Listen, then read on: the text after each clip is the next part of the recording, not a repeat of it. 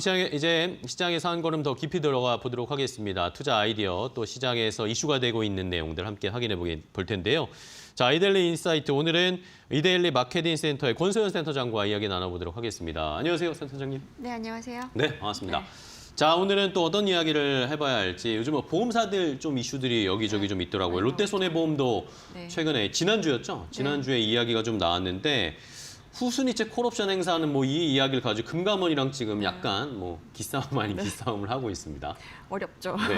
네. 용어 자체가 굉장히 어려운데 네. 일단 후순위채가 뭔지부터 좀 설명을 드려보면 그러니까요. 네. 이 회사가 이제 채권을 통해서 채권 발행을 통해서 네네. 자금을 조달하는 것 중 방법 중에 하나인데 그 회사가 발행하는 채권 중에 가장 상환 순위가 낮은 채권이에요. 낮은 그러니까 거. 후순위잖아요. 네네. 만약에 회사가 부도가 나면 이제 후순위 투자자들은 일반 채권을 보유하고 있는 투자자들에 비해서 거의 마지막에 돈을 돌려받을 수 있는 구조인데 위험이 높은 만큼 이자율이 높습니다. 그러네요. 그래서 이제 투자자들이 보기에는 뭐 이게 망할 회사가 아니라면 뭐 이 정도 리스크 감수하고 높은 이자를 받겠다. 뭐 이러면 이제 좀 투자할 챙길 수 만하죠. 있는? 그렇죠. 굉장히 매력적인 이제 금융 상품이기도 한데 보험사들 입장에서 보면 이 후순위채가 또 어떤 면에서 매력이냐면 그 일부 자기 자본으로 인정이 돼요. 후순위채는 채권이기 때문에 부채 사이드에 계산되는 게 그러니까. 맞는데 이 후순위채의 성격상 일부 자기 자본으로 인정이 되거든요. 그러니까 뭐 건전성 기준 따질 때 이제 자기 자본이 늘어나니까 요 지표가 좀 올라갈 수 있고 그래서 보험사들이 후순위채를 많이 발행하는 이유 중에 하나는 자기 자본을 좀 늘리기 위한 목적이 좀 있습니다. 네네네. 그리고 또 한 가지 특징이 발행 후에 보통 이제 5년이 된 시점에 콜옵션 조항이 붙어요. 이 콜옵션이라는 거는 발행사가 5년이 지났을 때 조기 상환할게, 갚아주는 갚아줄게, 뭐 그렇죠. 이렇게 이제 할 수 있는 권리라는 건데 콜옵션 행사일이 돌아오면 대부분 이제 조기 상환을 하는 게 이제 우리나라 네네네. 금융시장의 관행이고 이 조기 상환을 위해서 조금 전에 후순위채를 다시 발행해서 상환 재원을 마련하고 이제 조기 상환하고 뭐 이런 식으로 이제 계속 돌리는 거군요. 그쵸, 돌아가는 게 보통인데 뭐 최근 금융시장 떠들썩하게 만들었던 게 이제 롯데 손해보험의 후순위채 이거는 2020년 5월 7일에 발행이 된 거고요. 네. 그때 규모가 한 900억 원 규모로 발행이 됐었어요. 여기에도 콜옵션 조항이 붙었고 발행일로부터 5년 뒤에 롯데손보 측이 조기 상환에 나설 수 있다라는 이제 옵션 조항이 붙었던 거죠. 네. 그 콜옵션 행사일이 지난 8일이었어요. 네. 근데 행사일 하루 전날부터 이제 금융시장에서 이거 행사일 연기될 수 있대. 뭐 12일로 연기가 네. 된대. 이런 이제 보도도 나오고 이런 얘기가 돌면서 시장에서는 무슨 일이지? 그렇죠. 왜냐하면 네, 우리나라가 이제 사실 흥국생명 때 네네. 뭐 그건 해외 발행 채권이긴 했지만 이런 콜옵션 행사일이 왔을 때 행사 안 함으로 인해서 금융시장이 타격을 받고 이런 것들을 다 경험했기 때문에 콜옵션 행사를 안 한다는 거는 회사가 뭐가 문제가 있나? 위험하다, 뭐 라는 그런 식으로 이제 느낌. 연결이 될 수 있었거든요. 근데 그때 이제 롯데손보가 상환을 안 하겠다 혹은 못 하겠다 이랬던 거는 아니고 조기 상환할게 하겠다는 건데. 이랬는데 네. 이제 금감원이 하지 말라 이러면서 승인을 해주지 않았기 때문에 이제 그러니까 조기 상환을 못한 거죠. 네. 자, 이러니까 이슈가 됐습니다. 말씀해 주셨던 것처럼 어쨌든 콜옵션은 채권 투자자한테 돈을 갚겠다는 건데 그렇죠. 그걸 하겠다는 건데 이걸 금감원이 제동을 건 이유가 뭘까요? 이게 사실은 보험사들은 건전성이 굉장히 중요하거든요. 네네. 보험업 감독 규정상에 후순위채 조기 상환 조건이 있어요. 그게 그래요? 뭐냐면 보험사의 지급 여력 비율, 우리가 보통 이제 킥스라고 부르는데 네. 그 킥스가 150%를 유지할 수 있을 경우에만 콜옵션 행사할 수 있도록 되어 있습니다. 그런데 롯데손보의 경우에 이제 작년 말 기준으로 킥스 수치가 얼마나 비율이 나오죠? 154.59%예요. 그러니까 150, 기준선을 이제 살짝 넘은 수준인 넘겼는데. 건데 네. 이걸 만약에 후순위채 콜옵션 행사하게 되면 150% 아래로 내려가게 됩니다. 근데 대략 시장에서는 한 149.5% 정도로 내려가지 않겠냐라는 분석을 좀 했었는데 이게 만약에 후순위채를 미리 발행해서 이제 자금을 확보해 놓았다면 이게 크게 문제가 안 됐을 텐데 사실 2월달 뭐 요쯤에 후순위채 발행을 추진했다가 이제 무산이 된 적이 있었기 때문에 올해 지금 초에요? 그렇죠. 아. 그래서 이 후순위채를 만약에 상환하게 되면 킥스 비율은 당연히 150% 밑으로 떨어질 떨어지고. 수밖에 없고 그러니까 금융감독원에서는 규정상 안 된다라고 한 건데 이거 어쨌든 이제 규정상 요건이 안 된다는 건 롯데손보도 아니까 네. 금감원에 콜옵션 상환하면 위법일까요? 뭐 위법 아니라면 면책해 주세요. 이런 이제 그런 걸 요청하는 비조치 의견서를 금감원에 제출을 했고 네네네. 금감원이 이제 그 승인을 안 한 거죠. 그러니까 금감원 설명은 이렇습니다. 이 롯데손보의 킥스 비율이 154.59%지만 이거는 예외를 적용해서 산출한 수치인 거지 만약에 원칙을 적용했다면 127.4%밖에 안 될 거다. 더 낮다. 그러면 아예 처음부터 콜옵션 행사할 수 있는 조건이 안 되는 거 아니냐라는 거였고 이렇게 건전성이 안 좋은데 지금 돈 좀 있다고 후순위채 상환하게 되면 나중에 이 보험을 지급해야 될 때 지급 못할 수도 있는 거 아니냐. 그러면 보험 계약한 그 계약자들이 이제 피해를 입는 건데 그런 면에서 보면 이건 상환하면 안 된다라는 게 금감원 입장이었고 금감원이 막 이렇게 이제 얘기한 거에 대해서 롯데손보의 설명은 뭐였냐면 후순위채 갚는 돈은 고객이 낸 보험료를 갚는 게 아니고 네. 이제 회사가 갖고 있는 고유 자금으로 갚는 거다. 고객의 돈을 건드리는 게 아니다라고 했어요. 근데 네네. 이제 금감원은 그게 고객 돈이 아니라는 게 말이 안 된다. 그러니까 어쨌든 간에 그 고객도 이 일반 계정에 있는 고유 자금으로 갚는다고 해도 나중에 문제가 생기면 다 고객한테도 피해가 갈 수 있는 거 아니냐라는 이제 주장이었고요. 네. 사실 롯데손보 입장에서는 조기 상환하는 게 맞는 게 조기 상환 안 하게 되면 이 그 후순위채의 금리가 올라가게 됩니다. 조기 상환이 지나가게 되면 네네. 기존 금리보다 금리가 올라가게 되고 후순위채라는 게 사실 5년이 지나면 자본 인정률이 좀 떨어져요. 그러니까 이 롯데손보 입장에서는 조기 상환하고 새로 후순위채를 발행해서 이제 또 자금 조달하고 그쵸. 뭐 그런 게 그런 이제 식으로. 유리한 거였는데 그 금감원이 어쨌든 간에 이거를 막은 상황에서 롯데손보가 굉장히 강경하게 상환하겠다. 상환을 위한 실무 절차를 돌입했다. 네. 뭐 이러면서 수일리에 상환하겠다고 거의 약간 선포하는 수준이었거든요. 네. 사실 금융사가 이렇게 금융감독원에 맞서는 게 쉽지가 않은데 그러니까요. 뭐 그래서 롯데손보가 이렇게 나오니까 시장에서도 상당히 많이 놀라긴 했었죠. 네. 자, 그러면 결국에 말씀해 주신 것처럼 후순위채라는 것 자체가 부채로만 인식되는 게 아니라 자본으로서의 로도 인식이 되고 그런 역할을 조금 하니까 이제 금감원 입장에서도 그거에 관련해서 이걸 줄이는 것이 맞느냐에 대한 제동을 좀 건 것 같은데 어쨌든 롯데손보도 뭐 의지는 좀 강경한 것 같아요. 네. 금감원에게 뭔가 약간 꿈틀한 것 같은데 그러면 금감원 반응은 어땠습니까? 금감원 뭐라고 합니까? 지금? 금감원도 굉장히 강하게 맞섰죠. 그래요? 그때 이복현 금감원장이 뭐 금융상황 점검 회의 이후에 이제 발언도 네네. 실제로 했고 이세훈 금감원 수석 부원장이 긴급 브리핑에서 설명하고 뭐 자료 따로 내고 뭐 이랬었는데 네. 그때 이복현 금감원장이 얘기했던 것 중에 심각한 우려를 표명한다 이런 표현이 좀 심각한 있었어요. 우려요? 네, 그렇죠. 네. 그러니까 일방적으로 조기 상환 추진하는 거는 좀 걱정스럽다라는 거였고 사실 이제 이게 시장에 미칠 영향을 생각 안 하냐라는 이제 지적들이 좀 있었는데 네네. 그게 우리가 왜냐면 흥국생명 사태를 겪었기 때문에 자연스럽게 이게 이제 채권 시장의 경색으로 이어지는 거 아니냐라는 우려가 좀 있었잖아요. 근데 이제 이복현 원장의 설명은 지금 이제 금리 인하 기조 아니냐 그리고 채권 시장에 워낙에 유동성이 좀 풍부한 데다가 기업들의 자금 조달, 그러니까 채권을 통한 자금 조달에는 크게 문제가 없다. 왜냐면 요새 네네. 뭐 기업 회사채 발행할 때 수요채 할 때마다 그쵸. 뭐 조단위 채권 이제 투자 관심 많죠. 몰리고 이러니까 이런 이제 작은 신용 이벤트 때문에 채권 시장이 경색될 일은 없을 거다. 뭐 이렇게 이제 설명을 하면서 좀 이렇게 경고를 했고 이세훈 수석 부원장도 사실 이게 금감원이 재령으로 판단해서 롯데손보가 미워서 막은 게 아니다. 아니 감독 규정상 그렇게 되어 있는데 안 되는 걸 해달라고 하는 게 더 이상한 거다. 약간 이런 식으로 이제 설명을 했고요. 그 롯데손보가 만약에 관련된 법규를 위반을 하고 조기 상환에 나선다고 하면 곧바로 필요한 조치를 하겠다라고 이제 경고를 한 거죠. 그렇네요. 그러니까 이게 뭐 사실은 만약에 조기 상환에 나섰으면 뭐 벌금형이라든가 뭐 제재가 가해질 수도 있었던 상황이고 금융사들은 경영 평가를 받잖아요. 네. 거기서도 이제 불이익이 주어질 수 있는 상황이었죠. 그러니까요. 네. 자, 이러니까 결국에는 원칙을 지키겠다는 건데 금감원 입장에서는 뭐 원리 원칙이 그러니까 그렇게 하겠다라는 건데 롯데손보도 어쨌든 조금 강경한 입장입니다. 근데 이게 사실 금감원의 얘기를 들어봐도 뭐 롯데손보 너희만을 콕 집어서 그렇게 제재한 건 네. 아니야라고는 했지만 근데 사실 그 전에도 약간의 네. 이슈들이 있었잖아요. 맞아요. 약간 감정의 골이 좀 깊어진 상황이긴 한데 롯데손보가 아까 말씀드렸던 것처럼 2월에 그 후순위채 발행을 네네. 추진을 했었는데 그때 1,000억 원 정도 규모로 발행을 준비해서 수요 예측까지 다 해놓고 발행을 취소한 적이 있었거든요. 그때 롯데손보의 주장은 후순위채 수요 예측을 진행하는 전날에 네. 금감원이 정정신고를 요구를 했다. 그러니까 수요 예측하기 전날에 정정신고 요구한 거는 발행 조건을 굉장히 까다롭게 이제 요구를 그쵸, 한 거고 결국은 이것 때문에 실질적으로 발행이 어려웠기 때문에 이제 발행을 못했다라고 이제 실패했다. 설명을 했고 금감원 입장은 그러니까 금감원이 이제 정정신고서를 요구한 이유들이 있을 네네. 거잖아요. 근데 그 이유가 2024년 실적을 다 가결산을 해놓고 이 회사채 발행을 위한 그러니까 후순위채 발행을 위한 증권신고서에서는 3분기까지 실적을 담았다는 거예요.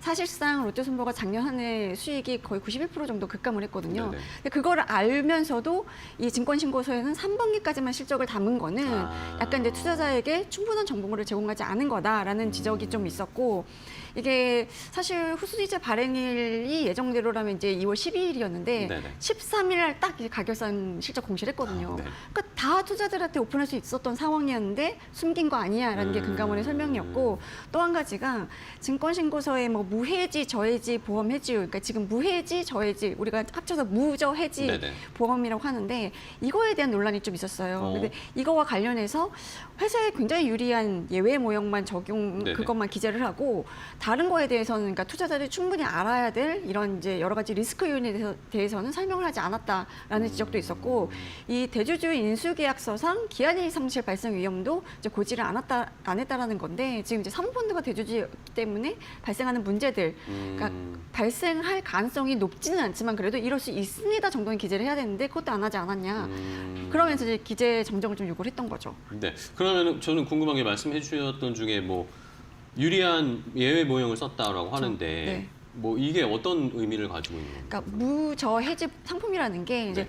보험료 납입 기간 중에 만약에 해지를 하면 환급금이 거의 없거나 적은 그래서 무해지, 저해지 저해지. 뭐 이렇게 되는 거예요. 그런 상품인데 이렇게 환급금이 없는 대신 다달이 내는 보험료가 좀 저렴해요. 다른 보험보다 그렇죠, 한 그렇죠. 대충 한 20-30% 이제 저렴하거든요. 그러니까 이 무저해지 보험은 2016년부터 보험시장에서 좀 판매가 되기 시작했는데 이게 이제 보험료가 일단 저렴하니까 가입자 입장에서는 당장의 부담이 좀 적으니까 보험사들이 좀 팔기가 쉬웠고 그래서 국내 보험사들이 이걸로 좀 마케팅을 좀 많이 했었어요. 근데 문제는 무저해지 상품의 앞으로의 해지율을 어떻게 가정하느냐에 따라서 지금 현재 보험사의 실적이 달라지는 문제가 생기는 그렇죠. 거예요. 네. 납입 기간 중에 해지하면 환급금이 없는 거기 때문에 이 납입 기간 중에 해지율이 어느 정도 될 것이냐 이거 가정을 이제 어떻게 하느냐가 그렇죠. 관건인 네네. 거죠. 이 해지율이 만약에 올라가게 되면 환급금이 줄어들게 되고 보험사 이익은 늘어나게 되는 구조인 거예요. 그래서 해지율을 높게 설정을 하면 이제 보험사의 플러스가 되는 거고 해지율을 낮게 설정하면 보험사 이익에는 조금 이제 마이너스가 되는 건데 그 무저해지 보험이라는 건 사실은 이제 시간이 갈수록 해지율이 내려가기 마련인데 이제 특정 시점 이후 보험사들이 대충 해지율을 한 2%에서 4% 정도로 고정하는 네네. 이제 사례가 좀 생긴 거예요. 그래서 그때 당국이 그러지 말고 해지율을 가정할 때 시간이 갈수록 해지율이 점점 낮아져서 이게 완납 시점 근처까지 갔을 때는 거의 0에 수렴하는 그러니까 이거를 로그 선형 모형이라고 하는데 이거를 원칙 모형으로 적용하라라고 이제 보험사들한테 네네네. 권고를 했고 예외적으로 선형 로그 모델을 허용하겠다고도 발표를 했었어요. 그러니까 선형 로그 모델이라는 거는 이 원칙 모형과 비교를 해보면 해지율이 좀 완만하게 떨어지는 그러니까 그 기간 동안에는 해지율을 좀 높게 유지할 수 있는 그러면 이제 보험사한테 플러스가 되는 네네. 이 모델인 건데 그렇게 예외 모형을 적용하게 되면 실적 충격이 이제 상대적으로 적을 수밖에 없는 건데요. 이게 대부분의 선보사가 이제 딱 그 예외 모형을 할 거야, 원칙 모형으로 할 거야 이렇게 이제 제시를 하면 당연히 다 예외 모형을 선택을 하죠. 그쵸. 당장의 실적 타격이 적으니까. 근데 보험사 중에 이제 대부분 예외 모형을 하겠다고 하니까 금감원이 이런 당장의 실적 악화를 감추려고 예외 모형을 적용하는 우를 범하진 않았으면 좋겠다라고 이제 그 경고하는 코멘트를 경고를 했군요. 하니까 대부분의 보험사들은 원칙 모형을 바꿨어요. 적용했는데 네. 유일하게 롯데손보만 예외 모형을 적용을 한 거예요. 그러니까 사실 롯데손보가 다른 손보사에 비하면 그 무저해지 보험 비율이 가장 높긴 했거든요. 그러니까 이제 해지율 가정도 상대적으로 높았고 이제 만약에 원칙 모형을 적용하면 다른 보험사들에 비해서 실적 타격이 굉장히 클 수밖에 없는 상황이었기 때문에 이제 롯데손보는 예외 모형을 선택을 한 건데 실제로 이제 작년 순이익이 272억 원이었고 이거를 예외 모형을 적용했는데도 전년 대비 91% 감소한 건데 만약에 원칙 모형을 적용했다라고 하면 적자 전환하는 적자전환하나요? 구조가 나오는 겁니다. 네. 그러니까 이제 감독 당국이 보기에는 다 원칙 모형을 적용하는데 롯데손보만 예외 모형을 적용하네. 그러니까 이거에 대한 좀 경계, 뭐 예의주시 이런 분위기가 좀 있었던 거죠. 그렇네요. 자, 이런 비하인드 스토리가 숨어 있었군요. 자, 그렇다면은 결국에는 근데 이제 앞으로 어떻게 할지가 또 궁금해지는 그렇죠. 상황인데 그렇죠. 롯데손보도 뭐 강한 의지를 보이고는 있지만 사실 금감원이 계속 이렇게 압박하면 쉽지 않을 것 같습니다. 그래서 어제 이제 그 예탁원의 공시로 일단 콜옵션 행사를 보류하겠다라고 공식적으로 그래요? 발표하긴 했었어요. 사실 감독 당국에 맞설 수 있는 금융사가 예. 우리나라에 얼마나 있을지는 잘 모르겠습니다. 근데 일단 보류를 했다는 게 공식 입장이긴 하고 이제 빠른 시일 내에 자본 확충 계획안을 만들어서 뭐 이제 금감원에 제출하고 네. 그걸 실행을 해서 중도 상환 일정 확정하겠다고 밝혔어요. 근데 사실상 시장에서는 뭐 콜옵션 행사를 포기하는 거 아니냐라고 이제 받아들이고 있는 상황이고요. 네. 그 사실 이 구체적인 자본 확충 방법이라는 게 뭐 유상증자를 하든 아니면 이제 후순위채 같은 걸 다시 발행을 해서 그 자금으로 이제 콜옵션을 상환하는 방법이 될 텐데 두 가지 다 지금 상황이 여의치가 않은 게 일단 후순위채 콜옵션 행사를 못하면서 시장에서 신뢰도는 많이 떨어졌죠. 네. 그러니까 이 콜옵션 행사 문제로 인해서 지금 롯데손보가 어떤 문제를 갖고 있는지가 시장에 너무 이제 분명하게 드러나네요. 드러났잖아요. 그러면서 이제 신뢰도 좀 떨어진 문제가 있는데 지난번 2월에도 후순위채 발행할 때 1,000억 원 규모로 수요 예측을 했는데 그때 720억 원 정도밖에 안 들어왔어요. 그러니까 요즘 같은 분위기에 이렇게 채권시장에 그러게요. 돈 들어오는 분위기에 수요 예측 치를 다 못 채웠다는 것 자체도 이제 롯데손보가 얼마나 시장에서 신뢰를 잃었는지를 좀 보여주는 지표이기도 한데 또 유상증자도 마찬가지인 게 지금 롯데손보의 최대 주주가 사모펀드인 JKL 그쵸, 파트너스거든요. 그 사모펀드들은 사실 그 펀드로 투자를 하는 건데 그 펀드에 만기 구조가 있기 때문에 네. 유상증자는 신규 자금이 들어가는 거잖아요. 이 신규 자금을 투입하기가 쉽지가 않다는 거죠. 그래서 이 유상증도 쉽지 않을 거라는 좀 얘기가 나오고 있는데 어쨌든 간에 롯데손보가 이렇게 한 발 물러선 데에는 이 사태의 불똥이 이제 대주주인 사모펀드한테도 좀 튀는 분위기니까 여기서 강대강대치를 더 이어갈 수는 없겠다라는 판단을 좀 한 것 같고요. 뭐 일각에서는 금감원이 이런 콜옵션 상황을 좀 막으면서 대주주로서 책임 있는 모습을 좀 보여줘라. 유상증자를 좀 해서 자금을 좀 더 투입해라. 이런 압박을 한 거 아니냐라는 뭐 그런 분석도 좀 하고 있습니다. 네. 자, 이러면서 뭐 자연스럽게 대주주 이야기, 요즘 뭐 사모펀드에 대한 또 시각이 예의주시하고 있는 그쵸? 시장의 분위기니까 네. 자연스럽게 대주주 이야기도 나올 수밖에 없겠네. 말씀해 주신 네. 것처럼 JKL 파트너스가 대주주인 상황인데 뭐 이것 말고도 뭐 여러 가지 뭐 일단 뭐 롯데손해보험 같은 경우에도 매각 이야기도 나왔었는데 네. 이것도 약간 주춤거릴 수도 있는 상황일 것 같고 또 사모펀드가 보유하고 있는 이런 금융사들 중에 또 뭐 여러 가지 이슈들이 많아요.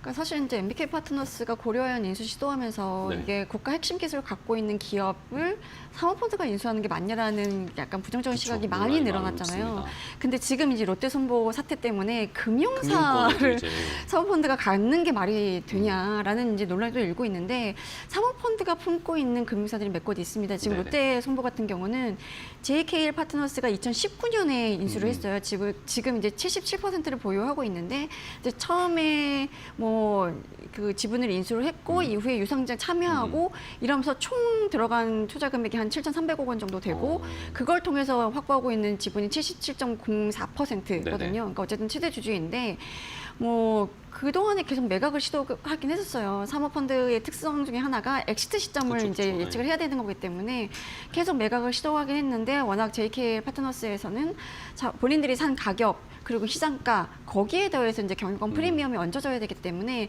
일단 조 이상 조 단위로 가겠죠. 조 단위로 이제 네. 요구를 했고 근데 지금 이제 시가총액으로 따져보고 이러면 이게 아무리 경영권 프리미엄을 감안하더라도 조 단위 딜은 좀 어려울 쉽지 거다라는 않죠. 이제 예. 그러니까 시각의 차이가 좀 있는 거죠. 눈높이 차이가 있는 거라서 계속 이제 매각 딜은 진행이 되지 않았던 상황이고 MG손보가 또 이제 요새 네, 좀 어려운 문제가 상황인데 많아요. 여기도 이제 2020년에 JC 파트너스가 지분 95.5%를 인수를 해서 최대 주주가 됐는데 그 이후에 뭐 자본 확충이라든가 뭐 경영 분석을 하는데 좀 실패를 했어요. 그래서 2022년에 부실 금융기관으로 지정이 됐고 그 이후로도 이제 뭐 매각을 계속 시도를 했었는데 계속 이제 네. 안 됐고 그래서 최근에 이제 금융당국이 결국은 MZ손해보험을 정리하기 위해서 가격 금융기관을 설립을 해서 네, 그렇습니다. 사실 가격 금융기관이라는 거는 보험 계약자들을 좀 보호하기 위한 게 좀 크거든요. 그러니까 뭐 한때 청산되는 거 아니냐 뭐 이런 얘기도 있긴 했었는데 가교 보험사를 통해서 계약을 좀 관리를 하고 이걸 나중에 대형 손보수로 이전을 하거나 아니면 제3자 매각을 하거나 뭐 이런 식으로 이제 가지 않을까 하는 생각이 좀 들고요. 또 MBK 파트너스 지금 롯데카드 체제주주거든요. 근데 여기도 사실 이제 실적 정책 그리고 뭐 계속 이제 매각을 시도했는데 롯데카드 자체도 이제 눈높이 차이가 굉장히 큰 상황이라서 지난해 말에 이제 UBS 매각 주관사로 선정하고 이제 재매각 절차에 이제 들어간 상태이긴 한데 네. 워낙에 이제 카드업 경쟁 심화하고 있고 거기에 뭐 소비 이렇게 막 안 좋아지고 그쵸, 경기 이러면서 안 카드 좋으니까. 실적도 안 좋아지고 있고 그런 가운데 최근에 홈플러스, 고려아연 이런 것 때문에 이제 MBK 파트너스 자체에 대한 이제 신뢰도도 좀 하락한 상태라서 사모펀드가 보유하는 금융기관 이거는 좀 아닌 것 같다라는 좀 의견들이 좀 나오고 있고 네. 이게 PF는 워낙에 X 전략이 있기 때문에 뭐 구조조정이 필요할 때도 있고 장기 보유가 필요한 이제 금융에는 이 사모펀드가 맞지 않는다는 얘기들이 좀 계속 나오고 있는 거거든요. 네. 그래서 사모펀드 금융사 인수가 제도적으로 막히는 거 아니냐라는 얘기도 좀 나오고 있는데 이런 것들은 좀 이제 이 롯데손보 사태가 어떻게 해결이 될지 그리고 MZ손보 그리고 이제 롯데카드 매각 이런 것들을 좀 보면서 감독 당국도 좀 네. 고민을 해봐야 되는 시기인 것 같습니다. 네. 자, 이러다 보니까 뭐 결국에는 또 사모펀드 이야기로 귀결이 되네요. 사모펀드가 뭐 국가 기관 산업 및 핵심 산업에 인수하는 게 맞느냐. 근데 이제는 금융권에도 사모펀드가 이렇게 손을 대는 게 맞느냐. 이런 식으로 자꾸 이야기가 나옵니다. 결국에 사모펀드가 신뢰를 회복하고 뭐 올바른 좀 투자 방향을 보여줘야 이런 논란이 불식되겠죠. 그런데 일단은 금융권, 뭐 보험사, 롯데손해보험, MZ손해보험도 요즘 뭐 뉴스 많고 가입하신 분들도 걱정 많으신데 한번 계속 이슈 추이 살펴보면서 저희도 한번 진단해 보도록 하겠습니다. 자, 오늘 권소연 센터장과 함께 자세하게 롯데손보 여기에 더해서 사모펀드 쪽 이야기까지 자세하게 나눠봤습니다. 좋은 인사이트 주셔서 감사하고요. 다음 시간에 또 뵙겠습니다. 네. 고생 많으셨습니다. 감사합니다.